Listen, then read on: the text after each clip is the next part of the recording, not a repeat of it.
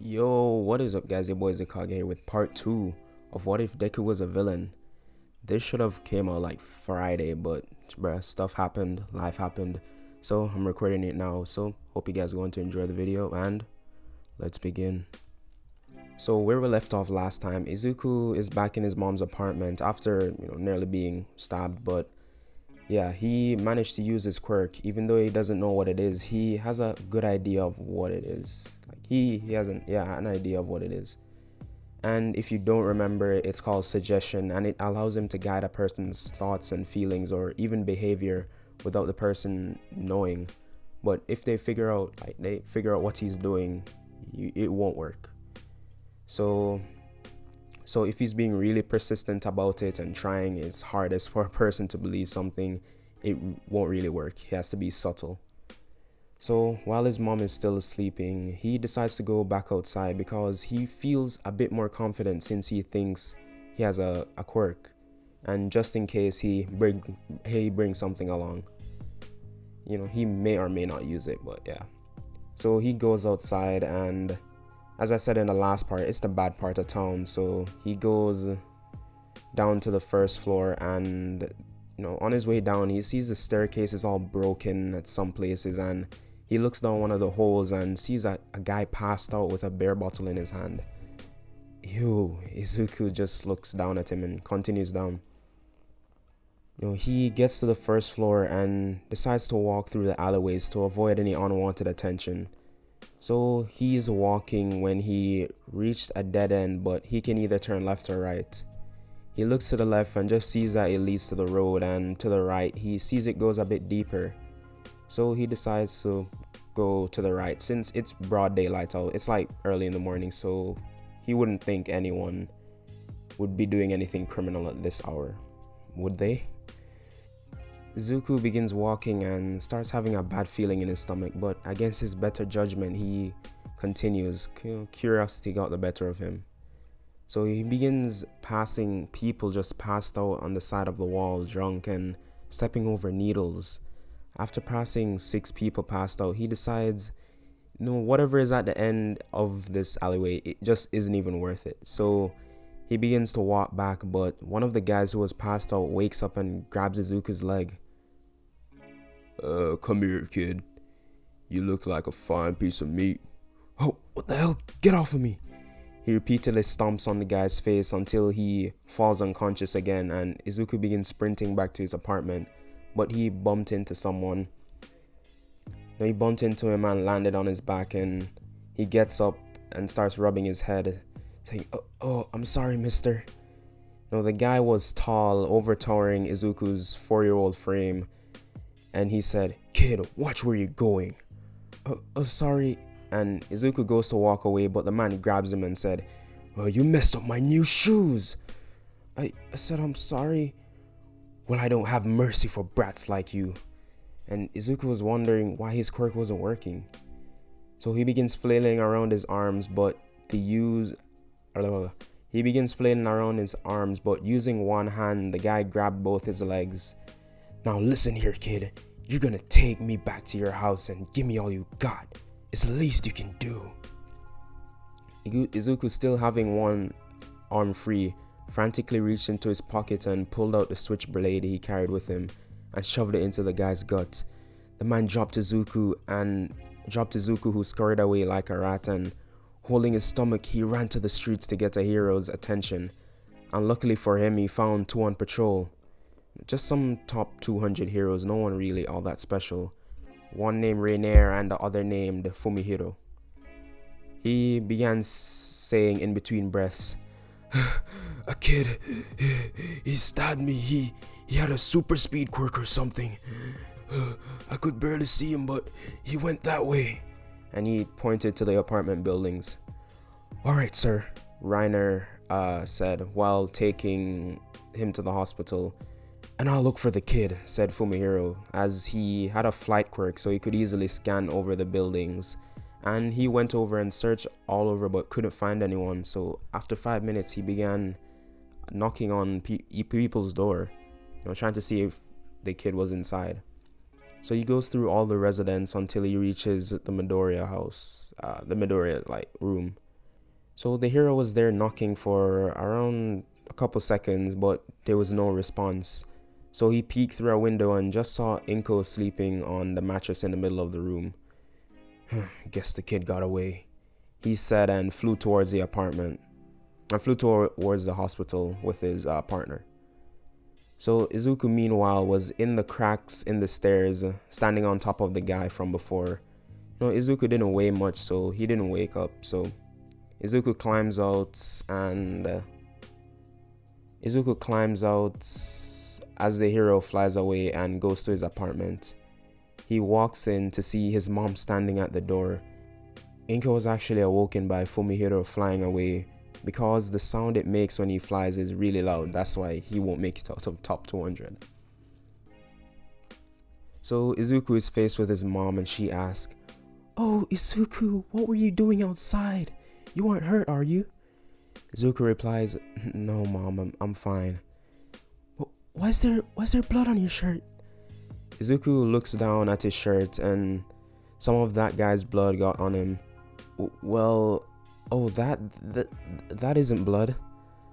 Well, I'm looking at it. That is blood. I can't do female voices, man.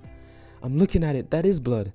Then Izuku decides to test the theory of his quirk, and he begins, trying to suggest that it isn't. And Izuku says, This isn't blood." Inko replies, "What's your tone?" But Izuku persists, "This isn't blood." And Inko's pupils begin dilating and she said, "Oh yeah, that isn't blood." And begins going to the kitchen to make breakfast. Izuku was excited that his theory was working and it seemed to be some kind of mind controlling quirk, maybe hypnosis. So after eating his breakfast, Izuku decides to test his quirk even more. So later that day, he tells his mom he was going to the library, which was just across the street, and Inko agrees because she wasn't sure when she would be able to put him into a school. So she agrees and she watches him as he crosses the street. And in the library, Izuku for an entire 5 hours was there just spending his time testing the limitations of his quirk on different people. And he figures out it only works on one person and can't severely change a person's mindset, like making a monk into a murderer. But maybe in time. So he goes home and this goes on for a few weeks. And during this time, Inko went job hunting, getting 2 jobs, just minimum wage, nothing really crazy. And with the help of the owner of the apartment, Inko got Izuku into a scholarship for a decent school. So let's fast forward to Izuku going to graduate middle school, which in Japan is the age of 15. Let's just say 16 because I don't want to keep talking about a 4-year-old. So, I can start doing more interesting stuff. So during this time, not much happens and Inko is slowly saving up money, but her jobs can only pay for them to survive, really. So they still live in the apartments and it's getting run down just every day, and Izuku is trying to figure out a way of making quick money to help his mom out. And due to his high intellect, he was always at the top of his class since most of the time he spent in the library. So his teacher actually got him a recommendation into UA support course. So during the 10 months before UA starts, he uses his quirk to trick a known drug dealer in the area into thinking they were old friends, and he takes him to their base of operations. Izuku makes notes of how all the drugs are made and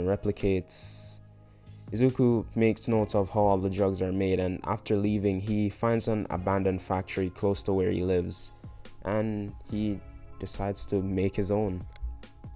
Yeah, he replicates how they made the stuff back at the guy's base, which is relatively easy for him since he's pretty smart. But he decides to add a little strawberry flavor to it, if you know what I mean. So with his product made in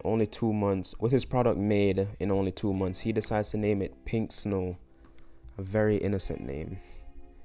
So he begins small, forcing people to try it using his quirk, getting them addicted and slowly word began spreading about Pink Snow just from selling out of his backpack. He's been making around 10,000 to 15,000 US a month, and it all goes to his mom. He leaves them in their mailbox pretending that it was Hisashi trying to make peace. At first, reading the letters, Inko just wanted to burn the money, not wanting to do with anything with Hisashi, related to Hisashi. But Izuku tells her it makes sense he talks some sense into her, saying they need the money to survive and yada yada yada. So she reluctantly accepts it, and every month she gets around 15k, soon having enough to buy a small house similar to their house in Canon. So with everything looking pretty well, within a month before UA is supposed to start, Izuku gets a text message. Izuku gets a text message from one of his regular buyers. He says he needs 1 kilogram of pink snow. Izuku was really suspicious because he never orders no more than 3 grams. Plus, it would be around 100,000. But enticed by the money, Izuku still takes up the offer. He meets him at Dagobah Beach, and the buyer was standing near a building at the edge of the beach, wearing a hood. Izuku, he kind of got a bad feeling, but followed him. Like 100,000, that he can do a lot of money. He can do a lot with that. So the guy began walking down the alleyway like they would usually do, and then he turns around and he says, "You got the snow, right?" "Yeah, you got the money?" "Yeah, bro, I always got the money." And as he goes into his jacket to pull it out slowly, and then he quickly pulls out a whistle and blows on it and runs away. 2 heroes show up. Aizawa and Kamui Woods appear at the top of the buildings making the alleyway and jump down.